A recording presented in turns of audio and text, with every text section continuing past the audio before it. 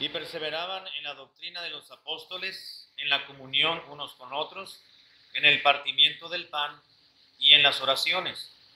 Y sobrevino temor a toda persona, y muchas maravillas y señales eran hechas por los apóstoles. Y todos los que habían creído estaban juntos, y tenían en común todas las cosas, y vendían sus propiedades y sus bienes, y los repartían a todos según la necesidad de cada uno. Y perseverando unánimes cada día en el templo, y partiendo el pan en las casas, comían juntos con alegría y sencillez de corazón, alabando a Dios y teniendo favor con todo el pueblo. Y el Señor añadía a la iglesia los que habían de ser salvos. Hasta ahí, hermanos, oremos, por favor, para pedir la dirección del Señor. Padre, te damos muchas gracias por darnos la bendición de ser llamados hijos de Dios. De la misma manera queremos agradecerte, Padre, porque has permitido que la iglesia, la congregación, regrese esta tarde. Te pido para que el claro objetivo que tienes para cada uno de los que estamos aquí pueda ser cumplido en esta tarde, que pueda iniciarse ese propósito, Señor, esa obra que tú has comenzado en nosotros, y como dice la misma Escritura, que el que comenzó en vosotros la buena obra no la dejará a media, sino que la terminará hasta el día de Jesucristo. Te pido pues que en ese entendido nos permitas a cada uno de nosotros poder estar con un corazón disponible para que sea tu palabra la que pueda lograr en nosotros un gran cambio, y tu Espíritu Santo venga a reforzar lo que tu palabra ha de hacer en cada uno de nosotros. Te lo ruego en el nombre de Cristo Jesús. Amén. En este versículo, bueno, en todo el capítulo 2, vemos los comienzos de la iglesia cristiana. Vemos cómo vino el Espíritu Santo y cayó sobre aquellos 120 judíos creyentes que estaban en un aposento alto, en un segundo o tercer piso, en alguna ubicación, quiero decir, de Jerusalén, y estaban esperando la promesa que les dijo el Señor Jesucristo: no se vayan de Jerusalén, porque dentro de no muchos días vendrá el Espíritu Santo. Previo a ello ya les había declarado el Señor, diciéndoles que era necesario que Él se fuese de este mundo. Les dijo: porque si no me fuere, entonces no les enviaría al Consolador, al Espíritu de verdad. Así que ellos estaban esperando la promesa de Cristo, por esa razón por la cual se le conoce en algunos pasajes al Espíritu Santo como el Espíritu de la promesa, porque fue prometido por el Espíritu, el Señor Jesucristo, quiero decir. Y una vez que estaban en ese aposento alto en oración y esperando la promesa anteriormente dicha, recayó sobre ellos lo que se le conoce en el día de Pentecostés, el día 50. Normalmente el día de Pentecostés, esa fiesta llamada así por los judíos, normalmente caía o usualmente caía en domingo. Así que era un domingo por la mañana cuando estaban reunidos los apóstoles y las mujeres piadosas, y en número eran alrededor de 120. Cuando vino el Espíritu Santo sobre ellos, ya eran creyentes, vino el Espíritu Santo sobre ellos, se llevó a cabo el bautismo en el Espíritu Santo, que es cuando viene el Espíritu de Dios a morar de una manera permanente en el cristiano. A partir de allí, el Espíritu de Dios viene a morar cuando cree en Jesucristo. Esa persona pecadora reconoce su condición, su estado ante los ojos de Dios, y en arrepentimiento y confesión entrega a Cristo su vida, y el Espíritu de Dios viene a morar en él. Así que la palabra de Dios nos recuerda que en aquel domingo por la mañana vino el Espíritu Santo, y vino sobre también entre ellos a Pedro, y predicó su primer mensaje, su primer sermón, de manera que se ganó para Cristo a más de 3,000 personas. De allí, bueno, dice la Biblia que los apóstoles se abocaron en bautizar a todos aquellos creyentes, y se formó lo que es la iglesia cristiana, la iglesia de Cristo, y el Señor iba añadiendo eventualmente a aquellos que habían de ser salvos. Y bueno, es el comienzo de la iglesia cristiana, la iglesia de Cristo. Y de ahí en adelante vemos que esa iglesia, conocida también como la iglesia primitiva, como la iglesia primera, o la primera iglesia, no la primera iglesia bautista, pero sí la primera iglesia cristiana, la iglesia de Cristo, comenzó a crecer. Muchos eran salvos, muchos venían, el Señor añadía a la iglesia. Las personas llegaban a los cultos, obviamente todavía no tenían un templo como este, se reunían en el templo de Salomón, es decir, en el atrio del templo de Salomón, allí en los pórticos, en las orillas, se reunían en las casas de los hermanos, esos más de 3,000 personas, que, repito, eventualmente iba creciendo ese grupo de hermanos. Imagínense, hermanos, la iglesia, la congregación, con cientos y cientos de niños, de adolescentes, de adultos, de ancianitos, y entre ellos había fariseos, había sacerdotes, había escribas, había saduceos, que se convertían al Señor Jesucristo, a la fe de Cristo, y eran añadidos, no solamente participaban o llegaban a los cultos, algunos por curiosidad, otros por realmente querer conocer un poco más de ese fenómeno, porque fue un fenómeno. Fenómeno es una actividad que se presenta como algo que no hay un precedente. Así que de repente sucedió, todo el mundo puso su corazón, su mirada, su expectativa sobre ese gran número de creyentes y comenzó a crecer y a crecer y a crecer. La pregunta es, ¿cuándo una iglesia crece? ¿Cómo crece una iglesia? Es necesario ir a la palabra de Dios entonces, hermanos, para que a través del libro de los Hechos y a través de otros pasajes del Nuevo Testamento, indagar y analizar cómo es que una iglesia cristiana va a crecer o deja de crecer. Es importante porque si estamos clamándole al Señor por un despertar y deseamos y anhelamos que Dios haga algo en cada uno de nosotros de manera personal y también de manera congregacional, incluyendo el ámbito familiar, pues entonces hemos de conocer lo que enseña y que declara la palabra de Dios, que es la Biblia. ¿Cuándo crece una iglesia o cuándo una iglesia es grande, podemos decir? Quiero aclarar que se dice que hay iglesias grandes y hay iglesias pequeñas.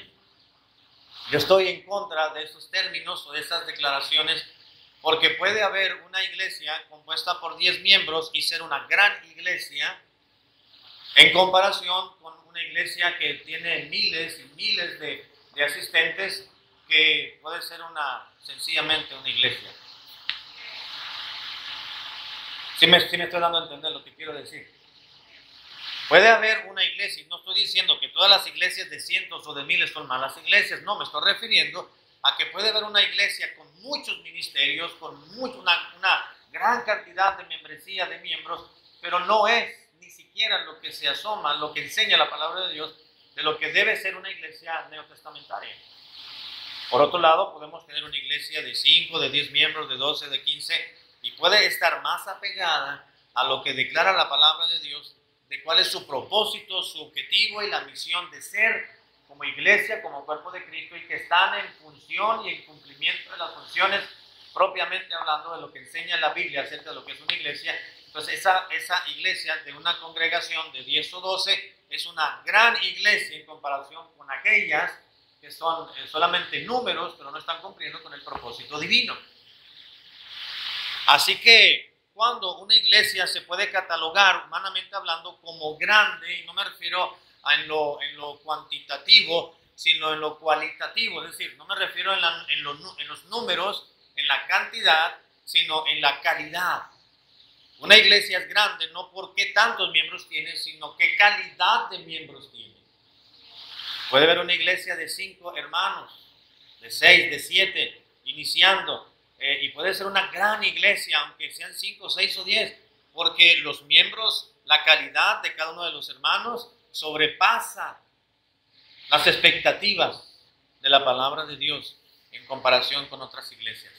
Así que, ¿cuándo podemos decir que una iglesia es grande o cómo crece una iglesia? Número 1, hermanos, una iglesia crece cuando crece en espiritualidad. Una iglesia es grande o una iglesia crece cuando crece propiamente en espiritualidad. Si volvemos nuestra mirada a Hechos capítulo 2, versículo 31 o 41 más bien, Hechos 2:41 declara la Biblia: así que los que recibieron su palabra. ¿Quiénes fueron los que recibieron la palabra? ¿Quiénes recibieron qué? La palabra no se refiere a la palabra de Dios, se refiere a la palabra de Pedro, porque fue Pedro quien se paró y predicó. Los que escucharon y recibieron solícitamente la predicación expuesta por el apóstol Pedro, que era el evangelio de Cristo, entonces recibieron el evangelio de Cristo y fueron salvos. Así que los que recibieron su palabra fueron bautizados. Una vez que escucharon la predicación del evangelio, creyeron en Jesucristo, entonces fueron bautizados, porque ese es el orden que Cristo estableció. Mateo 28, 19, 20. Más, ¿cómo dice? Se me fue. ¿Mande? Ir por todo el mundo y predicar el evangelio a toda criatura, gracias. Luego dice: haced discípulos a todas las naciones. Número 1, haced discípulos. Predíquenles para que se hagan discípulos de Cristo, seguidores de Él, hijos de Dios. Y luego dice, luego bautícenlos. Hay un orden: creer, enseguida bautizarse. Y una vez que sean bautizados, bautícenlos en el nombre del Padre, del Hijo y del Espíritu Santo, y luego enseñándoles que guarden todas estas cosas. Hay un orden: creer, número 2, bautizarse, y número 3, aprender. ¿Dónde aprende un discípulo de Cristo a conocerle más? Una vez que ya fue salvo y fue bautizado, pues obviamente en la iglesia. Y tiene que ser enseñado, inducido, tiene que crecer en su fe. Así que nos dice la palabra de Dios en Hechos 2:41, los que recibieron su palabra fueron bautizados, y entonces a través del creer y de bautizarse, pues fueron añadidos, fueron los primeros miembros de la iglesia primitiva, si me permite la redundancia. Dice, y se añadieron aquel día como 3,000 personas. Y una vez añadiéndose a esa primera congregación, dice la palabra de Dios que perseveraban. ¿En qué cosa, hermanos? En la doctrina. Perseveraban. La palabra perseverar aquí significa eran constantes. Pero la palabra perseverar en sí, en este justo versículo, y normalmente en el Nuevo Testamento, la palabra perseverar significa literalmente anhelar. Para usted y para mí, nuestro idioma en el castellano, perseverar quiere decir ser constantes, no dejar de hacerlo, implica también ello. Pero más bien lo que está escribiendo el hermano Lucas, quien fue el redactor del libro de los Hechos, es que estaba diciendo que los hermanos, una vez siendo salvos, había algo en su interior que anhelaban la doctrina de los apóstoles. Dice que perseveraban, anhelaban la doctrina de los apóstoles, que eran las enseñanzas de Cristo, perseveraban en la comunión unos con otros, perseveraban en el partimiento del pan, y también perseveraban en las oraciones, en las reuniones de oración. Así que aquí está describiendo este solo versículo la actividad que tenía la iglesia cristiana, la primera iglesia cristiana. Ellos anhelaban, perseveraban, eran constantes, deseaban escuchar la predicación a través, la doctrina a través de la predicación, pero también la comunión unos con otros, el compañerismo, el socializar cristiano es vital para el crecimiento de un hijo de Dios. Y luego también perseveraban en el partimiento del pan. Esto nos habla de la cena del Señor. Y perseveraban en las diferentes reuniones de oración que tenían la iglesia primitiva. Así que, ¿cómo comienza a crecer la iglesia cristiana, la iglesia de Cristo en sus orígenes? Bueno, cuando ellos crecieron en espiritualidad.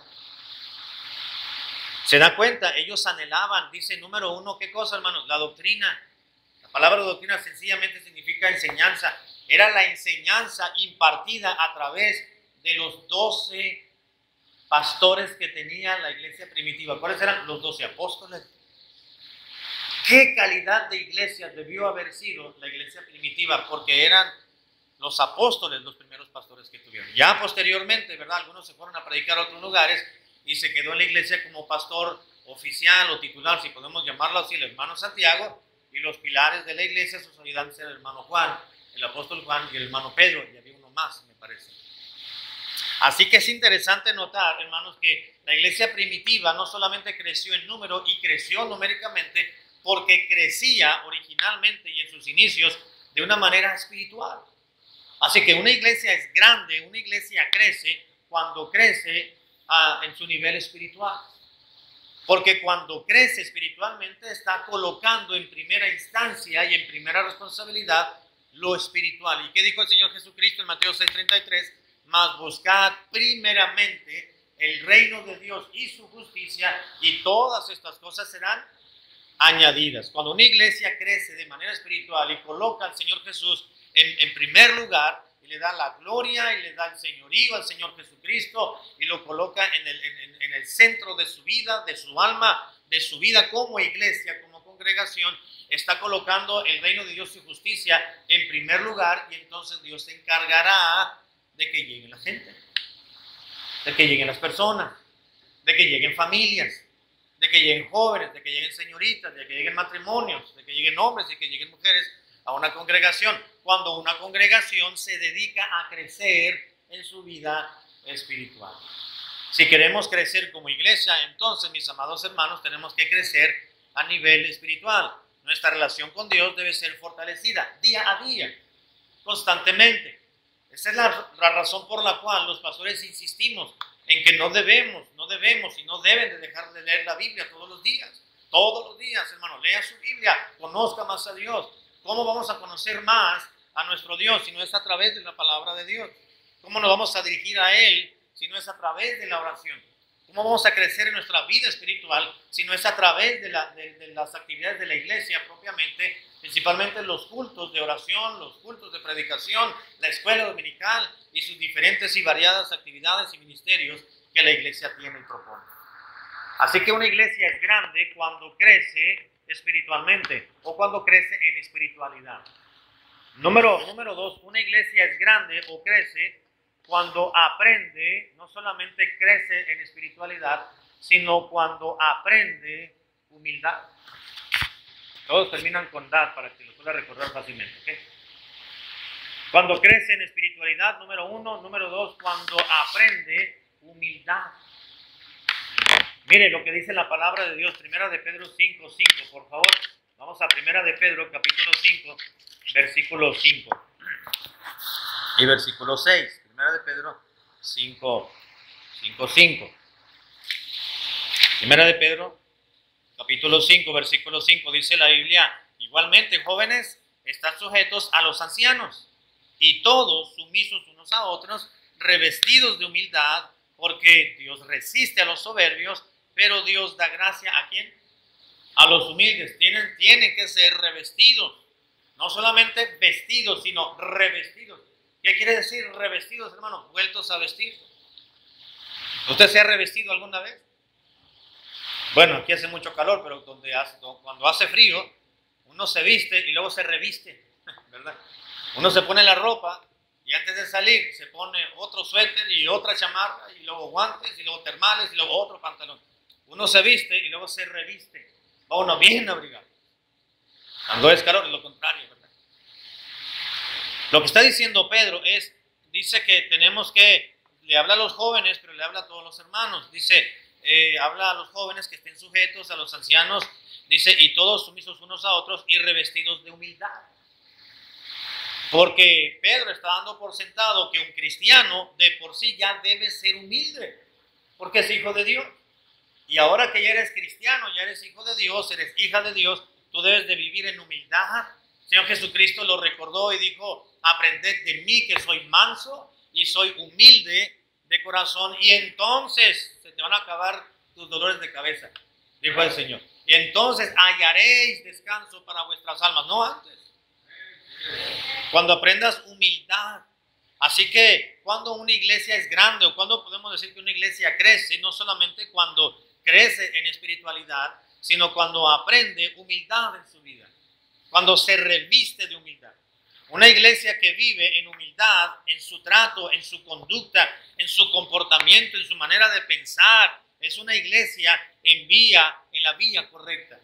Repito, el Señor Jesucristo dijo: aprended de mí, que soy manso y que soy humilde de corazón.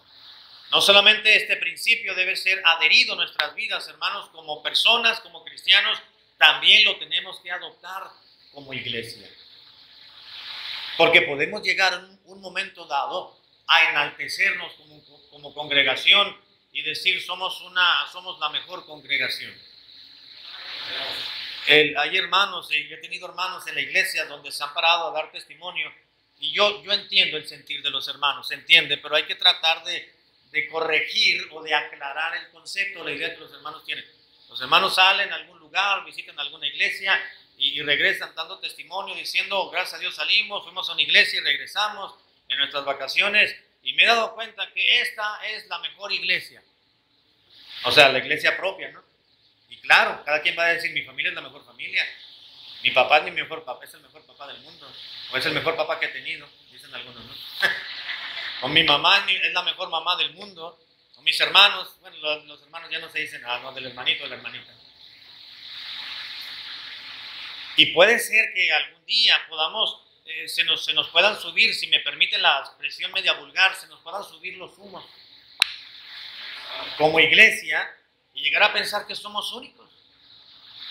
Y acuérdense que una iglesia está compuesta por pecadores redimidos. Una ocasión llegó una hermana y me dijo, oiga, usted es el pastor, le digo, para servirle. Pues quiero que me oriente. Dice, ¿dónde está la iglesia perfecta, la mejor, la iglesia verdadera, la iglesia perfecta? Porque ando en busca de ella. Le digo, la iglesia perfecta la va a encontrar en el cielo. Y para que pueda ser miembro de ella, necesita creer en Jesucristo y ser hija de Dios. Y entonces buscar un lugar donde Dios le ponga para que usted pueda crecer, en una iglesia aquí en este mundo. Pero como en las iglesias aquí en esta tierra están compuestas por todos los pecadores, comenzando con el pastor, somos igual de pecadores que cualquier otro, porque no hay justo ni a un uno, dice la Escritura. Entonces usted va a ir a una iglesia y va a encontrar muchas fallas, y muchos errores, y muchos pecados. Y usted se va a dar cuenta que pues las iglesias o que los hermanos no es lo que usted pensaba que eran, que son iguales a usted. Entonces se va a decepcionar de los hermanos y se va a decepcionar de usted mismo, de usted misma. Así que no le recomiendo que usted vaya en busca de la iglesia perfecta, porque no lo va a encontrar. Aún no existe la iglesia perfecta. Eso será en el cielo, cuando ya esté los hijos de Dios algún día en su presencia. Mientras, usted debe de buscar una congregación que está lleno de imperfectos, redimidos por la sangre de Cristo, buscando la santidad y la perfección en el Señor. Y donde usted no sienta, porque la vida cristiana no es cuestión de sentir, de emociones o de sentimientos, donde Dios le convenza a usted que ahí está creciendo o que es la iglesia que usted desea para sus hijos y para su familia, pues ahí quédese, ahí se estaciona, no se mueve hasta que venga Cristo en su manifestación gloriosa por todos nosotros.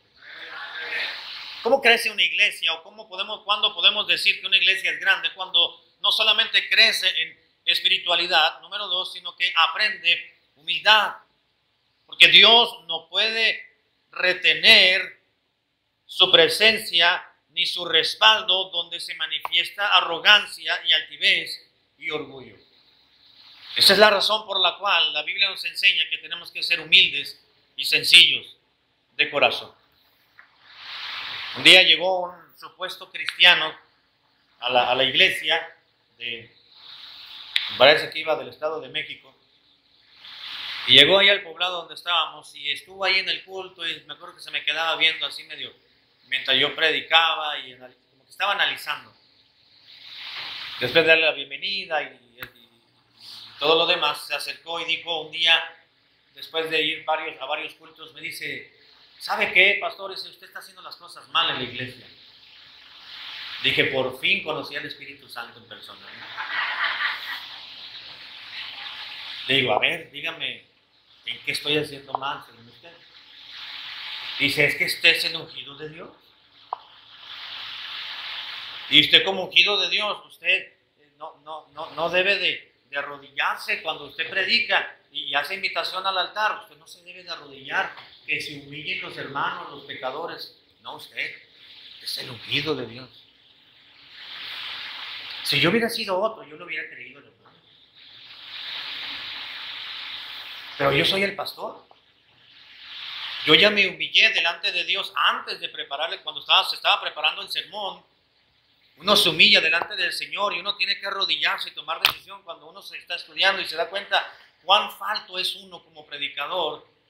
Pero Dios le ha llamado a uno para prepararse y predicar un mensaje a una determinada congregación con celo, con determinación y con amor para los hermanos, pero uno ya tomó una decisión. Y claro que uno se arrodilla nuevamente, porque el arrodillarse es una señal física de humildad, de humillación delante del Señor. Y el pastor no es más que una congregación, es parte de la congregación.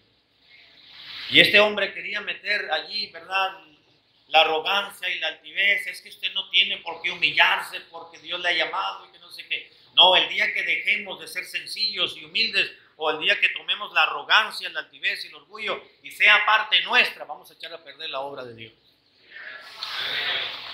Cuando una iglesia se puede decir que es grande, cuando aprende humildad. Número 3, una iglesia crece o es grande también cuando toma la oportunidad, cuando aprovechan la oportunidad. En Efesios capítulo 5, versículo 15, si gusta acompañarme a este pasaje, Efesios 5, 15, dice la palabra de Dios lo siguiente, es el versículo 16, perdón, Efesios 5, 16, dice: aprovechando bien el tiempo, dijo el apóstol Pablo, porque los días son malos. Debes de aprovechar bien el tiempo, les dice el apóstol Pablo a la iglesia de Éfeso. Hermanos, deben de aprovechar bien el tiempo porque hay días malos, días peligrosos. Aquí la palabra tiempos, que se tradujo como tiempo al castellano, es el término griego kairos. Kairos significa una ocasión, un tiempo fijo o un tiempo apropiado. En otras palabras, kairos quiere decir una oportunidad. Hay otra palabra griega que se traduce como tiempo y es la palabra cronos, de donde viene cronómetro. La palabra cronos tiene otra connotación, es decir, la palabra cronos significa el tiempo que transcurre, el segundo, el minuto, la hora, el mes, el día, el mes, las semanas y el mes. Pero el tiempo, la palabra kairos significa un tiempo definido o específico, está hablando de oportunidades. Aprovechando bien el tiempo, les dijo Pablo. En otras palabras, les dijo Pablo a los hermanos de la iglesia, van a tener muy buenas oportunidades en su vida como congregación. Sepan discernir y aprovechenlas. Aprovechen la oportunidad. Dice la Biblia, aprovechando bien las oportunidades, porque los días son malos. Se les van a presentar como iglesia oportunidades que vendrán de Dios, hermanos. Sepan discernir que realmente sea de Dios y tomen las oportunidades. Una iglesia crece no solamente cuando crece en espiritualidad, sino cuando aprende humildad, sino cuando toma y recibe las oportunidades, la humildad, pero también las oportunidades. El tomar o aceptar el reto de una oportunidad que Dios presenta, hermanos, eso es de sabios. Aprovechando bien el tiempo, porque los días son malos. Dice la Biblia, versículo 15, mirad pues con diligencia cómo andéis, no como necios, sino como sabios, aprovechando bien el tiempo. ¿Qué hace el sabio? Aprovecha bien el tiempo, la oportunidad. Así que una iglesia es grande cuando aprovecha o toma la oportunidad. Número siguiente, una iglesia es grande o crece la iglesia cuando abunda, escuche esto, en caridad. Le puse caridad para referirme al amor. Cuando crece en caridad, es decir, cuando aprende a amar unos a otros, unos a los otros. Efesios capítulo 4, versículo 14. Efesios 4:14 nos dice en la Biblia lo siguiente: para que ya no seamos niños fluctuantes. Estoy en Efesios 4:14.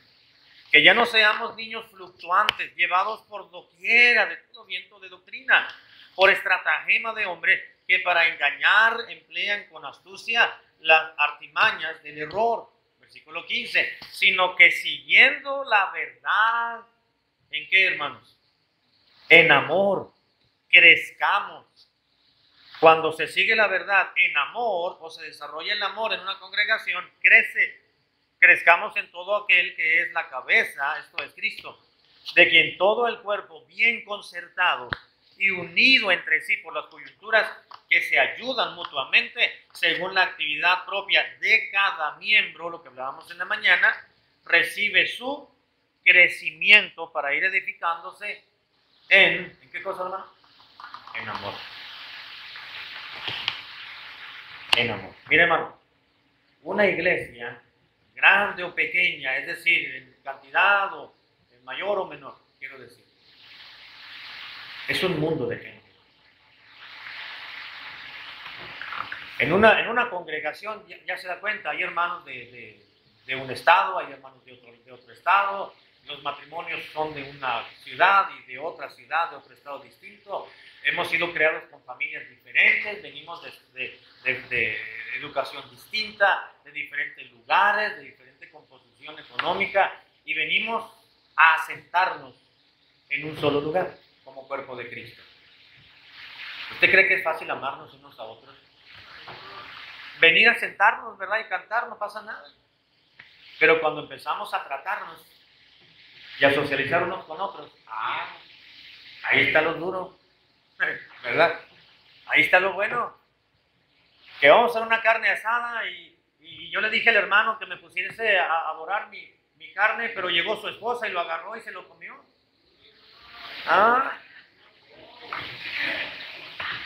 Y entonces empezamos a sufrir. No. Con pequeñeces como esta, digo, pongo un ejemplo de eso, hermano, porque con pequeñeces como estas es que comienzan conflictos fuertes en una congregación. Si me permite, por una simpleza como esta. Es que el hermano no me saludó. Una iglesia es grande, hermanos, cuando toma la oportunidad, cuando toma la situación y crece también y abunda no solamente en oportunidad, sino en caridad, en amor. Tenemos que aprender a sobrellevarnos. ¿Se acuerdan lo que dice? ¿Recuerda lo que dice en la palabra de Dios? Que tenemos que ser soportándonos unos a otros, dice Pablo. Y luego dice, soporta, y luego más adelantito dice en el mismo versículo, perdonándonos unos a otros. Es que tenemos que buscar, no es la palabra correcta, táctica, si me permite la expresión bíblica, para tratar de llevarnos bien con los hermanos. Hay hermanos o hay hermanas que son muy sensibles, por no decir que son muy sentidos. Y uno tiene que tratarlos, ¿verdad? Con algodoncito para que no se nos vayan a lastimar. Y uno tiene que aprender a tratar. Y nuestra humanidad nos dice, pues que se aguante el hermano, pues ¿quién le manda a ser tan sensible, no? Humanamente hablando, y no es así. La Biblia dice que hay que sobrellevar las cargas los unos de los otros en amor. Hay que mostrar nuestra compasión, nuestra misericordia y nuestro amor hacia con los hermanos, con los fáciles de llevar, como dice Pablo, y también con los difíciles de soportar, hablando de los patrones, pero se aplica el principio de los hermanos también. Así que una iglesia es grande o una iglesia crece cuando abunda en caridad. Nada de lo que se hace en la vida, hermanos y muchachos, ni en la iglesia, tendrá sentido ni llevará gloria a Dios si no se hace con amor. Recuerda lo que Pablo declaró en 1 Corintios 13, del 1 al 3. Si yo hablase lenguas humanas, angélicas, perdón, y no tengo amor, vengo a ser como metal que resuena o címbalo que retiñe. Y si yo subiese todos los bienes del mundo y los diese a los pobres para mitigar sus necesidades, estoy parafraseando, ¿verdad? Pero no tengo amor, de nada me sirve.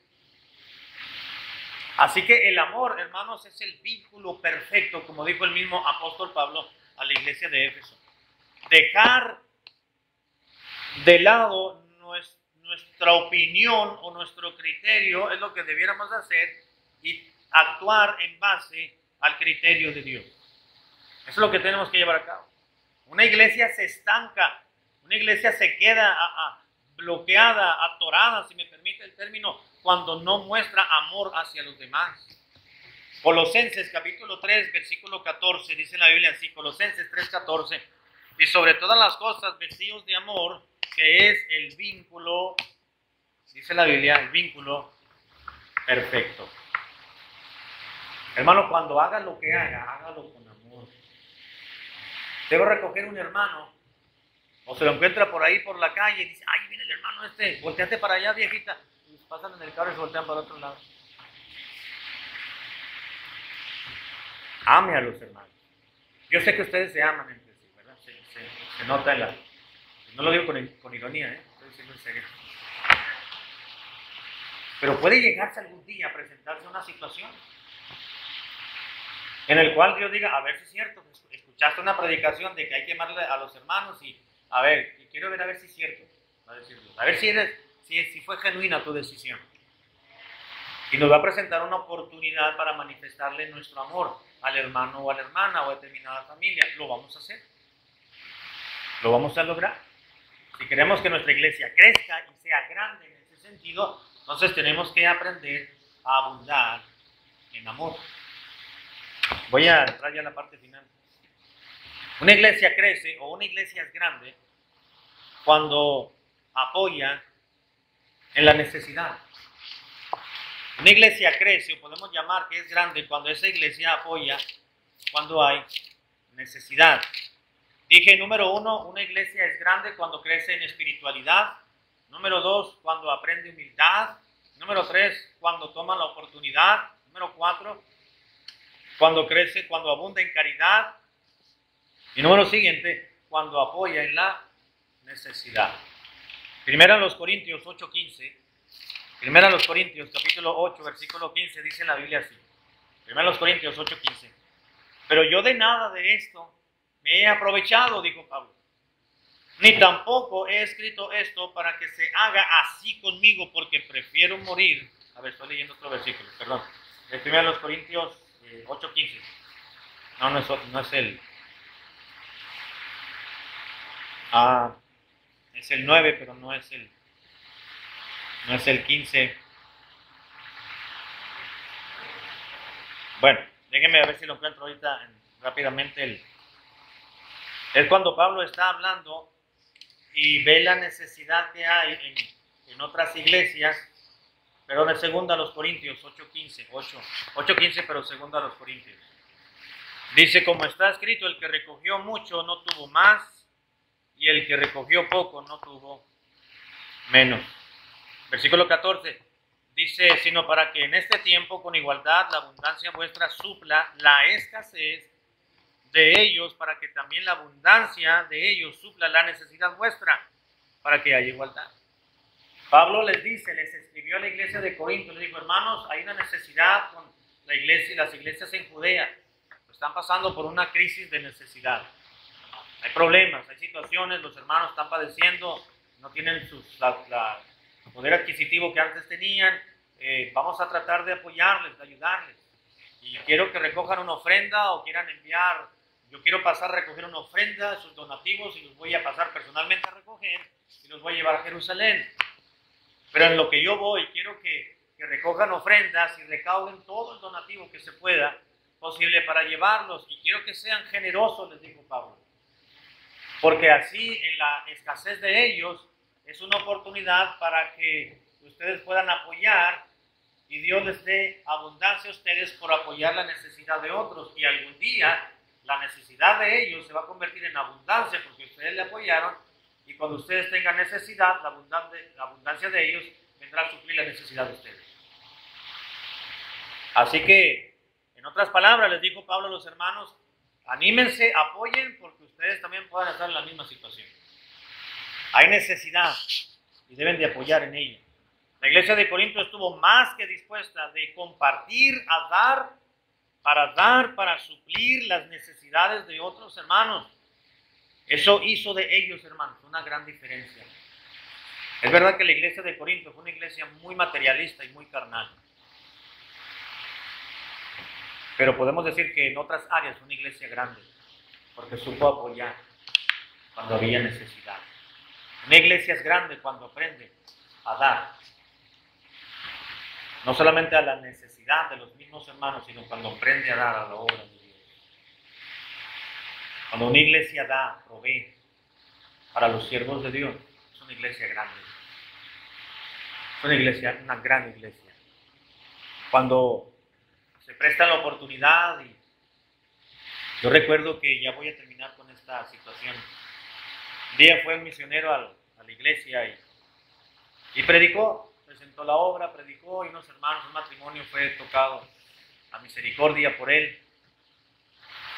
Y los hermanos me dijeron, pastor, queremos ir a ver la obra que está haciendo este pastor en tal lugar. Le digo, está bien, hermano, si queremos apoyarle, gloria al Señor. Esa es la idea. Apoyen. Nosotros le recogimos una ofrenda a ese pastor, a ese misionero. Se llevó una ofrendita de amor. pero no era suficiente para terminar la obra que estaban haciendo. Y a los par de meses, me parece, los hermanos estuvieron orando y quisieron ir, y los acompañé. Pagaron el boleto y nos fuimos los tres y fuimos a ese lugar. Y los hermanos llevaron su chequera, no dudaban del pastor, sencillamente querían ver con sus propios ojos la obra que estaban haciendo. Sacaron su cheque, se lo dieron al pastor y el pastor se encargó de cambiarlo.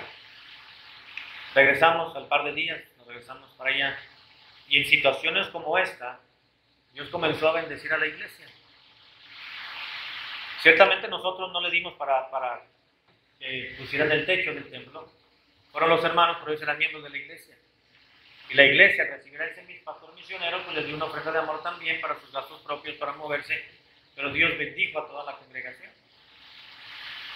Y en necesidades que nos encontrábamos en alguna ocasión, Dios fue muy bueno con nosotros y de una manera sorprendente Dios proveyó para la iglesia.